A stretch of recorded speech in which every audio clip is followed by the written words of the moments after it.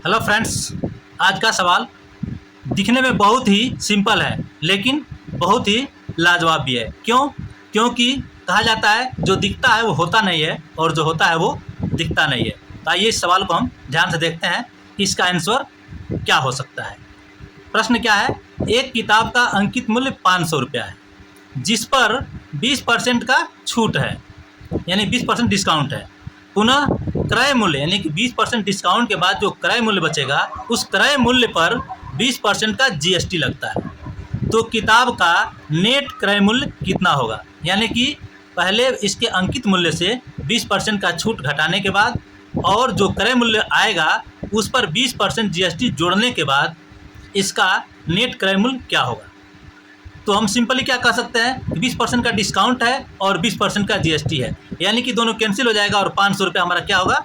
Net क्रय मूल्य होगा। लेकिन ऐसा नहीं है। क्यों? आइए देखते हैं। क्योंकि अगर पहले हम किसी भी चीज़ का अगर छूट घटाते हैं और उसके बाद जो बचता है छूट घटाने के बाद केवल उस मूल्य पर क्या लग रहा है? जीएसटी लग रहा है। ठीक है, तो दोनों में अंतर है। क्योंकि छूट जो है 500 रुपये पर है और 500 रुपये पर छूट होने के बाद जो क्रय मूल्य बचता है उस पर 20% की जीएसटी है। इसलिए इस सवाल को ध्यान से समझना जरूरी है। तो आइए हम देखते हैं इस सवाल को कैसे सॉल्व करेंगे। पहले क्या है? किताब का अंकित मूल्य 500 रुपया। यहाँ लिखेंगे 500 रुपया। ये क्या है? अंकित मूल्य है जिस पर क्या है? 20% का छूट है। इसका 20% हम निकालेंगे और छूट का मतलब क्या करना है? इसको घटाना है। ठीक है, इस बात को ध्यान रखेंगे। लिखेंगे यहाँ पे 500 गुणा का मतलब क्या होता है? गुणा और 20%। पर का मतलब होता है बट्टे में और सेंट का मतलब 100, यानी 20/100।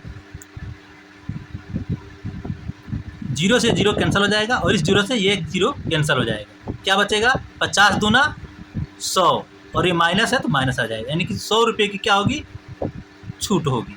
ठीक है, तो छूट को क्या करेंगे? अभी अंकित मूल्य में से घटा देंगे। तो पहले हम क्या करेंगे? 500 में से क्या करेंगे? जो अंकित मूल्य है इसमें से 100 रुपया घटा देंगे। तो घटाने के बाद कितना मिलेगा? 400।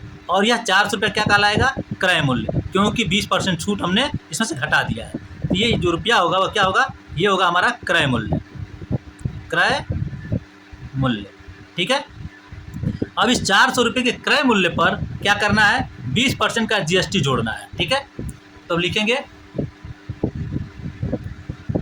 400 रुपये का 20% क्या हो रहा है? जीएसटी। और जीएसटी क्या होगा? जुड़ेगा, यानी प्लस में इसको प्लस करना पड़ेगा।